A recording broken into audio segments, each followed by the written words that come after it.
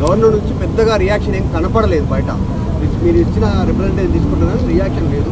So అట్లా ఇది అట్లా ఉంటే ఎట్లా మీరు అంటే వ్యవస్థను గౌరవిస్తూ వ్యవస్థకు విన్నవించుకోవాల్సినటువంటి బాధ్యత మాది. మేము ప్రజాస్వామ్యంలో ఉన్నాం కాబట్టి, ప్రజల పక్షాన్ని నిలబడి పోరాటం చేస్తున్నాం కాబట్టి ఆయా వ్యవస్థల్ని గౌరవిస్తూ వారి దగ్గరికి వెళ్ళి మొరపెట్టుకోవడం జరిగింది. ఇవాళ మా ముందే వెలుగుమట్ల ఇష్యూలో నేను గవర్నమెంట్ నుంచి రిపోర్ట్ తెప్పించుకుంటాను అని గవర్నర్ గారు చెప్పారు. అదేవిధంగా పరిగి విషయంలో కూడా ఇండస్ట్రీస్ మినిస్టర్ గారితో మాట్లాడతామని చెప్పారు. RRR విషయంలో కిషన్ రెడ్డి గారు కూడా రాయగిరి నుండి RRR వెళ్ళకూడదని ఇచ్చినటువంటి ఉత్తరాన్ని కూడా వారికి ఇవ్వడం జరిగింది. అక్కడ మున్సిపాలిటీ చేసిన తీర్మానాన్ని ఇవ్వడం జరిగింది. ఏ విధంగా అయితే RRRలో నార్త్ వైపు ఒక రేడియస్, సౌత్ వైపు ఒక రేడియస్ తీసుకొని ఇష్టానుగుణంగా 4 సార్లు అలైన్మెంట్ మార్చారు, అవన్నీ వివరాలు ఇవ్వడం జరిగింది. వారు కూడా కొంచెం ఆశ్చర్యానికి గురైనారు, మరి ఇంత పెద్ద ఎత్తున ఇంత అన్యాయం జరగడం ఏందని. సో వారి ప్రతిస్పందనను చూసి మేము ఆశావాహంగా ఉన్నాం, ప్రతిస్పందిస్తారని అనుకుందాం. దానికి ప్రభుత్వం కూడా మరి ఇవ్వాల్సినటువంటి పరిస్థితి కాన్స్టిట్యూషనల్ అప్లికేషన్ అయితే ఉంది. దాన్ని పాటిస్తుందా ప్రభుత్వం, పాటించదా అన్న దాన్ని బట్టి మా యొక్క ఉమ్మడి కార్యాచరణ ఏందన్నది, ప్రజలకు ఏది మేలు చేస్తుంది అన్నది ఫ్యూచర్లో డిసైడ్ చేసుకుంటాం.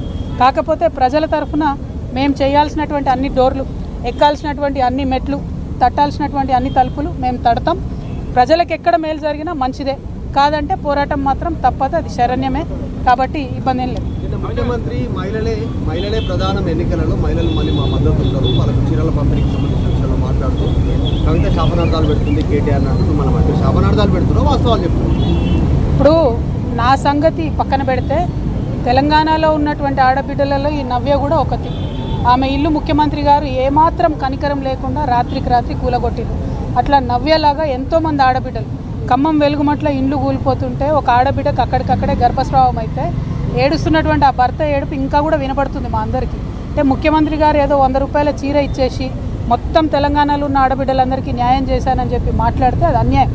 సంపదను కొల్లగొట్టి వారి ఇంటిని, వారి శాంతిని, మనశ్శాంతిని, భూముల్ని కొల్లగొట్టి 100 రూపాయల చీర ఇచ్చి నేను 1 కోటి మంది ఆడబిడ్డల్ని కోటీశ్వరులు చేస్తా అని చెప్పి కర్కోటకుడైనటువంటి ముఖ్యమంత్రి గారు అవాస్తవాలు చెప్తా ఉన్నారు. ఆ విషయం తెలంగాణ ప్రజలు, తెలంగాణ ఆడబిడ్డలు ముఖ్యంగా గమనిస్తూ ఉన్నారు. కాబట్టి మా పోరాటం ఆ బిడ్డలకు న్యాయం జరిగే వరకు కొనసాగుతుంది.